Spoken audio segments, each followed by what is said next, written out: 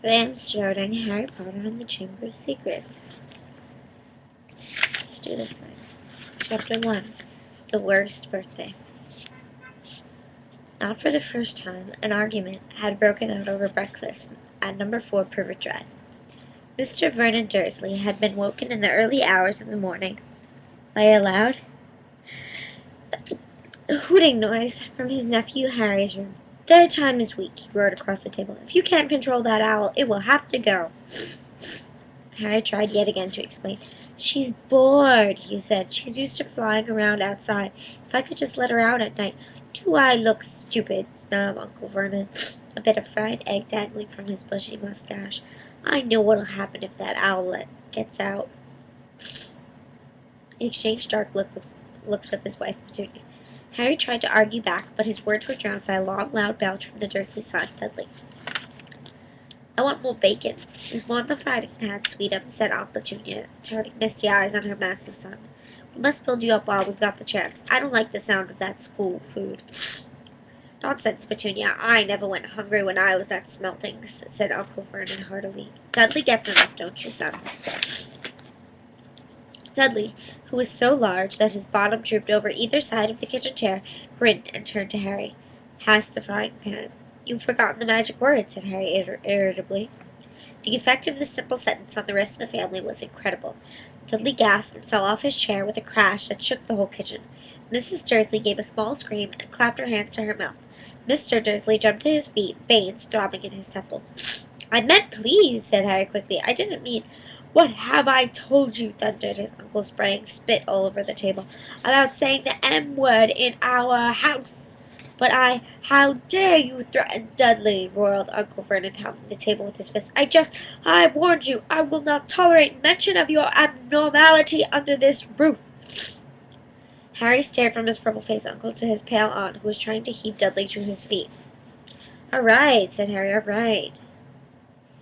Uncle Vernon sat back down, breathing like a winded rhinoceros and watching Harry closely out of the corners of his small, sharp eyes. Ever since Harry had come home for the summer holidays, Uncle Vernon had been treating him like a bomb that might go off at any moment, because Harry Potter was not a normal boy. As a matter of fact, he was as not normal as it is possible to be. Harry Potter was a wizard fresh from his first year at Hogwarts School of Witchcraft and Wizardry, and if the Dursleys weren't happy to have him back for the holidays, it was nothing to how Harry felt.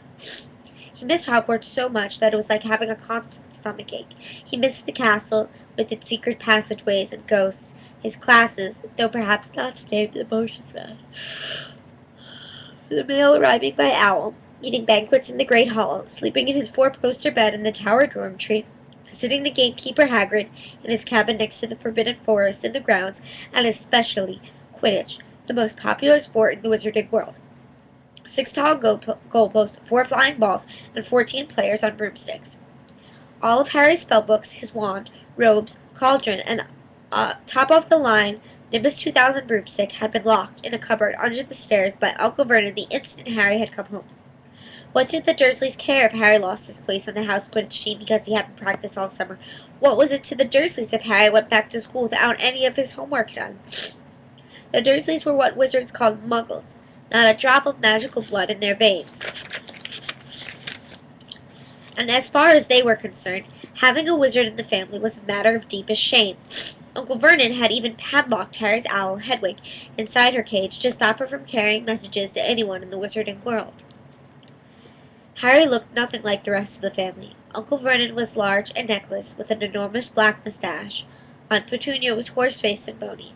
Dudley was blond, pink, and porky. Harry, on the other hand, was small and skinny, with brilliant green eyes and jet-black hair that was always untidy. He wore round glasses, and on his forehead was a thin, lightning-shaped scar. It was the scar that made Harry so particularly unusual, even for a wizard. This scar was the only hint of Harry's very mysterious past, of the reason he had been left on the Dursleys' doorstep 11 years before. At the age of 1 year old, Harry had somehow survived a curse from the greatest dark sorcerer of all time, Lord Voldemort, whose name most witches and wizards still fear to speak. Harry's parents had died in Voldemort's attack. But Harry had escaped with his lightning scar, and somehow, nobody understood why, Voldemort's powers had been destroyed in the instant he had failed to kill Harry. So Harry had been brought up by his dead mother's sister and her husband. He had spent 10 years with the Dursleys, never understanding why he kept making odd things happen without needing to, believing that the Dursley story that he had gotten his scar in the car crash that had killed his parents. And then exactly a year ago, Hogwarts had written to Harry, and the whole story had come out. Harry had taken up his place at Wizard School, where he and his scar were famous, but now the school year was over, and he was back to the Dursleys for the summer, back to being treated like a dog that had rolled in something smelly. The Dursleys hadn't even remembered that today happened to be Harry's 12th birthday. Of course, his hopes hadn't been high. They'd never given him a real present, let alone a cake, but to ignore it completely. At that moment, Uncle Vernon cleared his throat. Importantly, it said, "Now, as we all know, today is a very important day." Harry looked up, hardly daring to believe it. "It could well be the day I make the biggest deal of my career," said Uncle Vernon. Harry went back to his toast. Of course, he thought bitterly, Uncle Vernon was talking about the stupid dinner party. He had been talking of nothing else for 2 weeks. Some rich builder and his wife were coming to dinner, and Uncle Vernon was hoping to get a huge order from him. Uncle Vernon's company made drills. "I think we should run through the schedule one more time. We should be in position at 8 o'clock. Petunia, you will be in the lounge," said Aunt Petunia promptly, "waiting to welcome them graciously into our home." Good, good. And Dudley? "I'll be waiting to open the door." Dudley put out a foul, simpering smile. "May I take your coats, Mr. and Mrs. Mason?" "They'll love him," cried Aunt Petunia rapturously. "Excellent, Dudley," said Uncle Vernon. Then he rounded on Harry. "And you?" "I'll be in my bedroom, making no noise, and pretending I'm not there," said Harry tonelessly. "Exactly," said Uncle Vernon nastily. "I will lead them into the lounge, introduce you, Petunia, and pour them drinks. At 8:15, I'll announce dinner," said Aunt Petunia, "and Dudley, you'll say, 'May I take you through to the dining room, Mrs. Mason?'" said Dudley, offering his fat arm to an invisible woman. "My perfect little gentleman," sniffed Aunt Petunia. "And you," said Uncle Vernon viciously at Harry. "I'll be in my room, making no noise, and pretending I'm not there," said Harry dully. "Precisely. Now we should all aim to get in a few good compliments at dinner. Petunia, any ideas?" "Vernon tells me you're a wonderful golfer, Mr. Mason. Do tell me where you bought your dress, Mrs. Mason." "Perfect, Dudley. How about, 'We had to write an essay about our hero at school, Mr. Mason, and I wrote about you.'" This was too much for both Aunt Petunia and Harry. Aunt Petunia burst into tears and hugged her son, while Harry ducked under the table so that they would not see him laughing. "And you, boy?" Harry fought to keep his face straight as he emerged. "I'll be in my room, making no noise and pretending I'm not there," he said.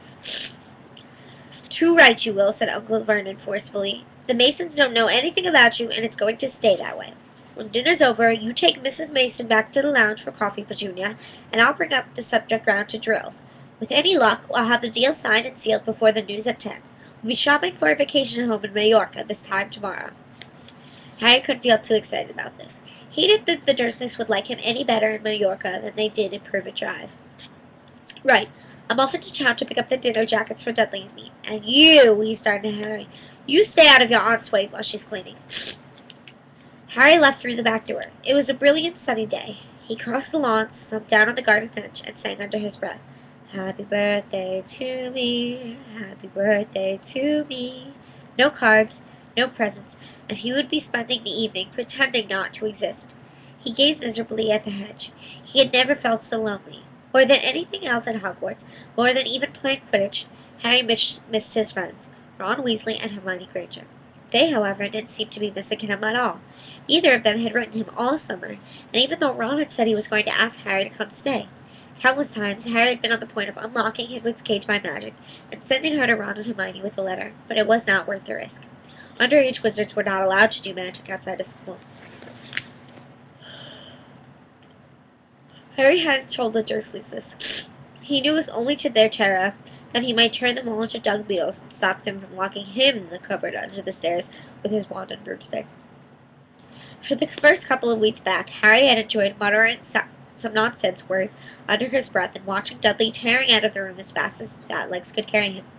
But the long silence from Ron and Hermione made Harry feel so cut off from the magical world that even taunting Dudley had lost its appeal, and now Ron and Hermione had forgotten his birthday. What he wouldn't give now for a message from Hogwarts, from any witch or wizard. He'd be almost glad for a sight of his arch-enemy, Draco Malfoy, just to be sure it hadn't all been a dream. Not that this whole year at Hogwarts had been fun. At the very end of last term, Harry had come face to face with none other than Lord Voldemort himself. Voldemort might be a ruin of his former self, but he was still terrifying, still cunning, still determined to regain power. Harry had slipped through Voldemort's clutches for a second time, but it had been a narrow escape, and even now, weeks later, Harry kept waking in the night, drenched in cold sweat, wondering where Voldemort was now, remembering his livid face, his wide, mad eyes. Harry suddenly sat bolt upright on the garden bench. He had been staring absentmindedly into the hedge, and the hedge was staring back. Two enormous green eyes had appeared among the leaves. Harry jumped to his feet just as a jeering voice floated across the lawn. "I know what day it is," sang Dudley, waddling toward him. The huge eyes blinked and vanished. "What?" said Harry, not taking his eyes off the spot where they had been. "I know what day it is," Dudley repeated, coming right up to him. "Well done," said Harry. "So you finally learned the days of the week." "Today's your birthday," sneered Dudley. "How come you haven't got any cards? Haven't you even got friends at that freak place? Better not let your mom hear you talking about my school," said Harry coolly. Dudley hitched up his trousers, which were slipping down his fat bottom. "Why are you staring at the hedge?" he said suspiciously. "I'm trying to decide what would be the best spell to set it on fire," said Harry. Dudley stumbled backwards at once, a look of panic on his fat face. "You can't! Dad told me you're not allowed to do magic. He said he'd chuck you out of the house, and you haven't got anywhere else to go. You haven't got any friends to take it." "Jiggery pokery," said Harry in a fierce voice. "Hocus pocus, squiggly wiggly." "Mom!" howled Dudley, tripping over his feet as he dashed backwards to the house. "Mom! He's doing you know what!" Harry paid dearly for his moment of fun. As neither Dudley nor the hedge was in any way hurt, Aunt Petunia knew he hadn't really done any magic, but he still had a duck as she aimed a heavy blow at his head with a soapy frying pan, and then she gave him work to do, with the promise he wouldn't eat again until he finished. While Dudley lolled around, watching and eating ice cream, Harry cleaned the windows, washed the car, mowed the lawn, trimmed the flower beds, pruned and watered the roses, and repainted the garden bench. The sun blazed overhead, burning the back of his neck. Harry knew he shouldn't have risen to Dudley's bait, but Dudley had said the very thing that Harry had been thinking himself. Maybe he didn't have any friends at Hogwarts.